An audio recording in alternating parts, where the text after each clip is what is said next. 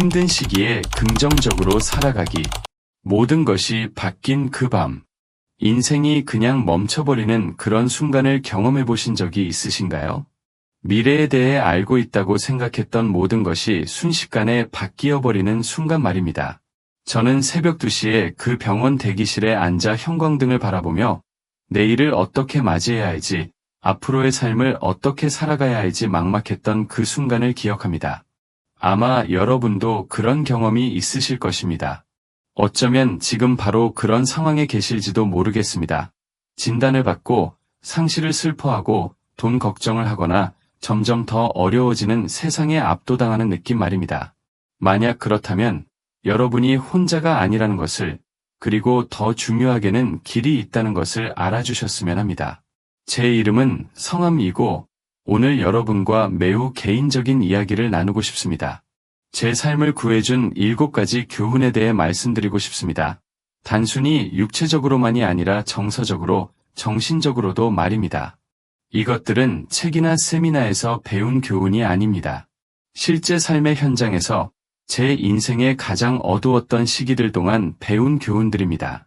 하지만 제가 발견한 것은 이것입니다. 가장 힘든 시기에도 우리는 생각보다 훨씬 많은 힘을 가지고 있다는 것입니다. 우리는 어떻게 반응할지, 어떻게 성장할지, 그리고 고난 속에서 어떻게 의미를 찾을지 선택할 수 있는 힘을 가지고 있습니다. 오늘 저는 여러분께 정확히 그 방법을 보여드리겠습니다. 교훈 1. 바꿀 수 없는 것을 받아들이기. 첫 번째 교훈은 영숙이라는 할머니를 통해 얻었습니다. 3년 전 자조 모임에서 만났는데 78세였고 50년 결혼 생활을 함께한 남편을 막 잃으신 상태였습니다.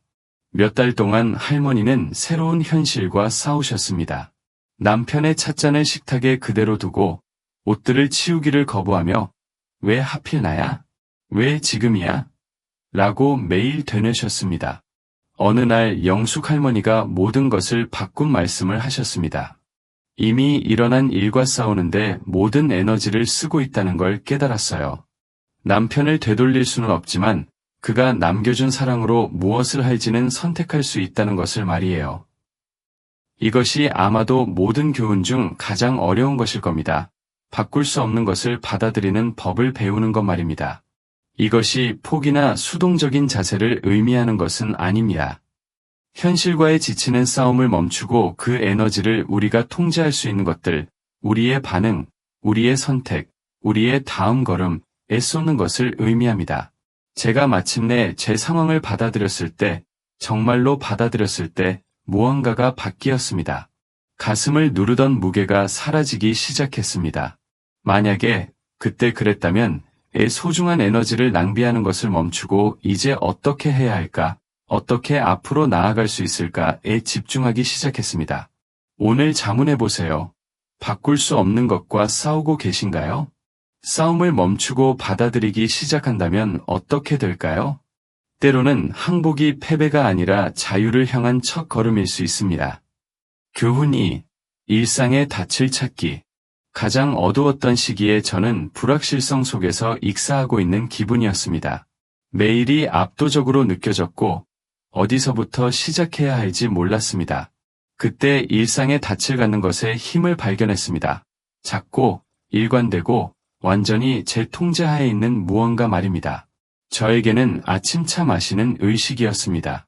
매일 기분이 어떻든 상관없이 제대로 차를 우리고 좋아하는 의자에 앉아서 10분간 그냥 현재에 머물렀습니다. 단순하게 들리지만 다른 모든 것이 혼란스러울 때 의지할 수 있는 무언가를 제공해 주었습니다. 제 친구 성철 씨가 생각나는데 매일 일기장에 3가지를 적으면서 하루를 시작했습니다. 꼭 좋은 것들일 필요는 없고 그냥 자신의 세계에 대한 3가지 관찰이었습니다. 창문의 빗방울, 이웃집 개소리, 부엌 식탁에 내리는 햇살. 이 간단한 습관이 그의 다이 되어 불안이 그를 압도하려 할 때 마음을 안정시켜 주었습니다. 여러분의 다이 심오할 필요는 없습니다. 아침 산책이나 친구에게 전화하기, 화분 돌보기, 심지어 그냥 침대 정리하기일 수도 있습니다. 핵심은 일관성입니다.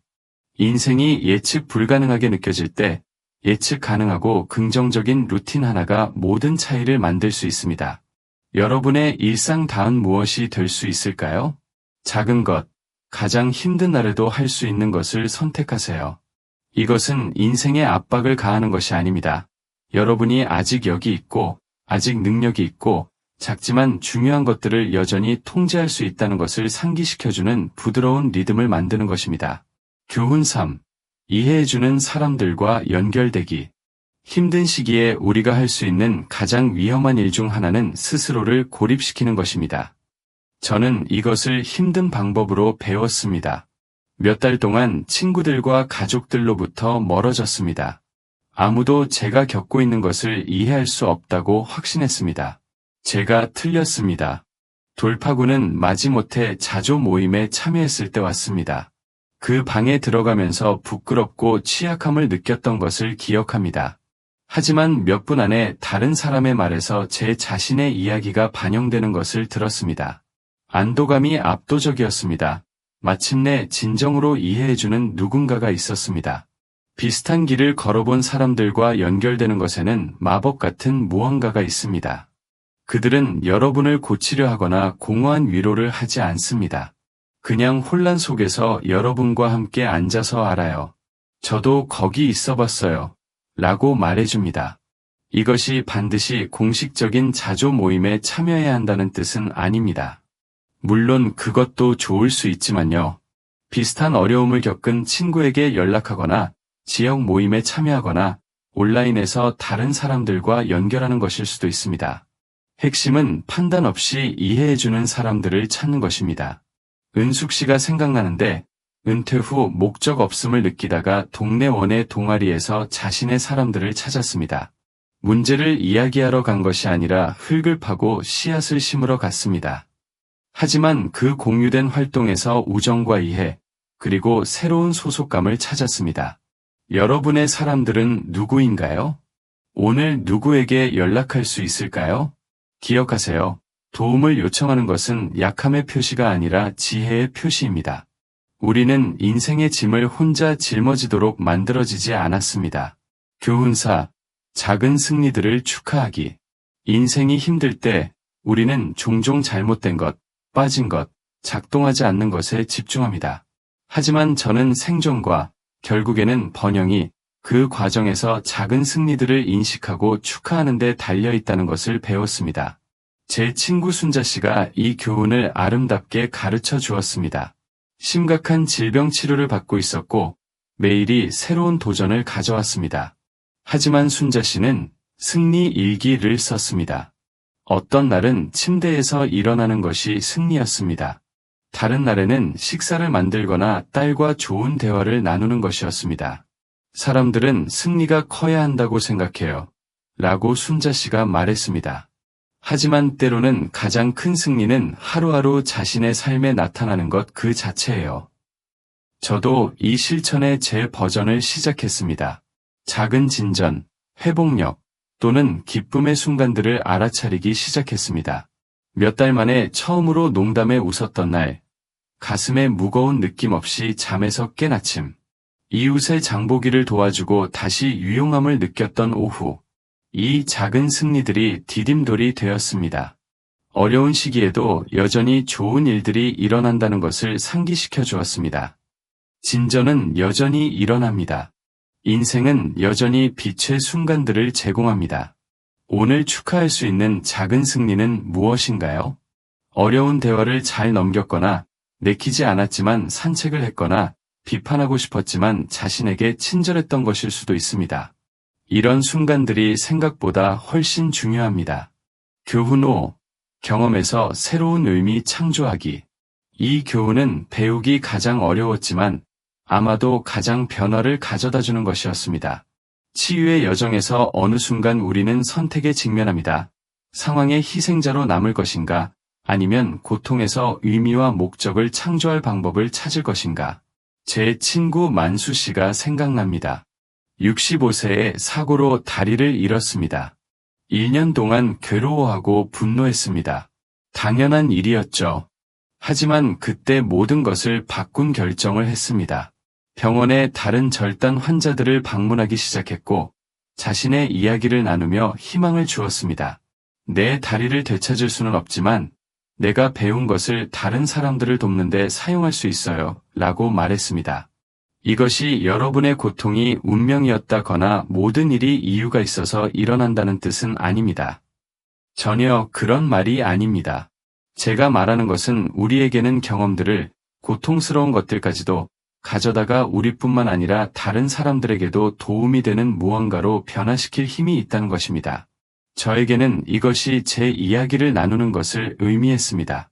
처음에는 가까운 친구들과, 그 다음에는 자조 모임에서, 그리고 이제는 여러분 모두와 함께요. 제 고통이 사라지지는 않았지만 목적을 얻었습니다. 고군분투하는 다른 사람들과 연결되는 다리가 되었습니다. 경험에서 의미를 창조하는 것은 하룻밤에 일어나지 않습니다. 종종 치유되면서 점진적으로 나타나는 무언가입니다. 하지만 그것이 일어날 때 과거를 보는 방식뿐만 아니라 미래에 접근하는 방식도 변화시킬 수 있습니다. 여러분의 경험이 아무리 어려웠더라도 어떻게 다른 사람들에게 힘이나 지혜의 원천이 될 수 있을까요? 다른 누군가를 도울 수 있는 것을 무엇을 배우셨나요? 때로는 가장 큰 선물이 가장 큰 도전 속에 포장되어 옵니다. 교훈 6. 힘들어도 감사 연습하기. 여러분이 생각하고 계실 것을 압니다. 감사? 정말요? 모든 게 무너지고 있는데 저도 예전에는 같은 생각을 했습니다. 그냥 살아남으려고 애쓰고 있을 때 감사는 제가 감당할 수 없는 사치품 같았습니다. 하지만 감사는 모든 것이 좋지 않을 때 좋은 척하는 것이 아니라는 것을 배웠습니다. 상실과 어려움 속에서도 여전히 작동한 것, 여전히 좋은 것, 여전히 가지고 있는 것들을 알아차리도록 마음을 훈련시키는 것입니다.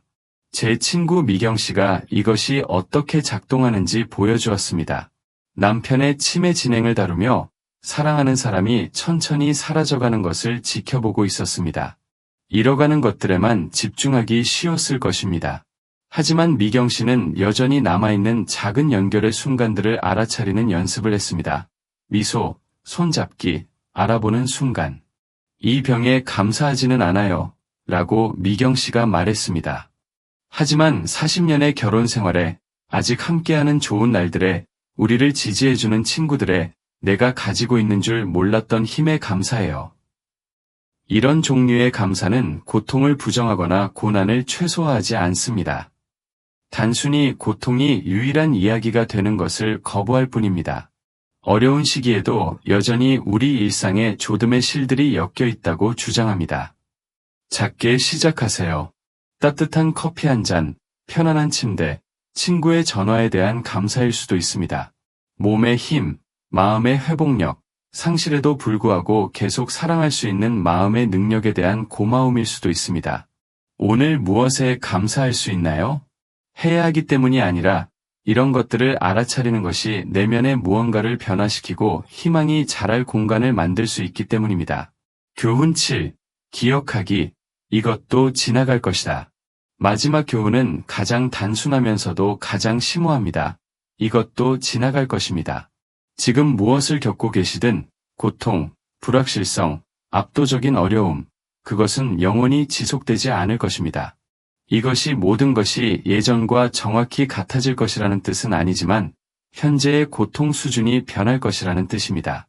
저는 가장 힘들었던 해 동안 계절이 바뀌는 것을 지켜보며 이것을 배웠습니다. 겨울은 끝없이 느껴졌지만 봄은 항상 왔습니다. 2월에 죽어 보였던 나무들이 4월에는 꽃을 피웠습니다. 자연은 변화가 유일한 상수라는 것을, 그리고 그것에는 우리가 아직 볼 수 없는 변화들도 포함된다는 것을 상기시켜 주었습니다. 60년 결혼 후 아내를 잃은 제 친구 기철 씨가 제가 절대 잊지 못할 말을 해주었습니다. 상실의 급성 고통은 영원히 지속되지 않아요. 다른 무언가로 변해요. 부드러운 슬픔, 감사한 기억, 사랑에 대한 더 깊은 감사로요. 고통이 사라지는 것은 아니지만 모양이 바뀌고 어떻게든 그것이 견딜 만하게 만들어줘요. 이 관점은 치유를 서두르게 하거나 현재의 고난을 최소화하지 않습니다. 단순히 아무리 영구적으로 느껴져도 우리가 이 순간에 영원히 갇혀 있지 않다는 것을 상기시켜 줄 뿐입니다. 어려움의 한복판에 있을 때, 앞으로 나아갈 길이 보이지 않을 때 이것을 기억하세요. 여러분은 이전에도 어려운 시기들을 견뎌냈습니다. 여러분이 생각하는 것보다 훨씬 많은 힘을 가지고 있습니다. 그리고 아무리 힘들어도 이 인생의 챕터는 마지막 챕터가 아닙니다. 오늘 압도적으로 느껴지는 것이 내일은 감당할 만하게 느껴질 수 있습니다. 이번 주에 불가능해 보이는 것이 다음 달에는 가능해질 수 있습니다. 이것도 지나갈 것이고 여러분은 그것이 지나가는 것을 목격할 것입니다. 이제 여러분 차례입니다. 오늘 여기 앉아서 이 교훈들을 여러분과 나누면서 병원 대기실에서 두려워했던 그 사람으로부터 얼마나 멀리 왔는지 놀랍니다. 어려움이 시작되기 전에 그 사람과 같지 않습니다. 달라졌고 여러 면에서 더 강해졌습니다. 제가 나눈 7가지 교훈은 마법의 총알이 아닙니다. 하룻밤 사이에 문제들을 사라지게 하지는 않을 것입니다. 하지만 그 문제들을 어떻게 감당하고 어떻게 반응하고 어떻게 그것들을 통해 성장하는지는 바꿀 수 있습니다. 바꿀 수 없는 것을 받아들이고 일상의 닻을 찾고 이해해주는 사람들과 연결되고 작은 승리들을 축하하고 경험에서 새로운 의미를 창조하고 힘들어도 감사를 연습하고 이것도 지나갈 것임을 기억한 것, 이것들은 단순한 대처 전략이 아닙니다. 회복력으로, 성장으로, 어려움 속에서도 의미 있는 삶으로 가는 길입니다. 여러분의 이야기를 듣고 싶습니다. 아래 댓글에서 이 교훈들 중 어떤 것이 가장 마음에 와닿았는지 나누어 주세요. 여러분만의 교훈을 추가하실 수도 있고 어려운 시기에 희망을 찾은 이야기가 있으실 수도 있습니다. 여러분의 말이 오늘 다른 누군가가 들어야 할 바로 그 말일 수 있습니다. 이 영상이 어떤 식으로든 도움이 되었다면 좋아요를 눌러주시고 이 채널을 구독해주세요. 매주 잘 살아가기, 회복력 찾기, 인생의 모든 계절에서 의미 발견하기에 대한 새로운 콘텐츠를 나누고 있습니다. 그리고 오늘 이 말씀이 필요한 누군가와 이 영상을 공유해주세요. 때로는 희망을 나누는 단순한 행동이 누군가의 인생을 바꿀 수 있습니다. 기억하세요. 이 여정에서 여러분은 혼자가 아닙니다. 우리 모두는 서로를 집으로 데려다주고 있습니다. 한 이야기씩, 하루씩, 작은 승리 하나씩 말입니다. 여기 있어주시고, 들어주시고, 희망을 포기하지 않는 사람들의 공동체의 일부가 되어주셔서 감사합니다. 다음 시간까지 자신에게 친절하세요. 그리고 기억하세요. 이것도 지나갈 것이고, 여러분은 괜찮을 것입니다.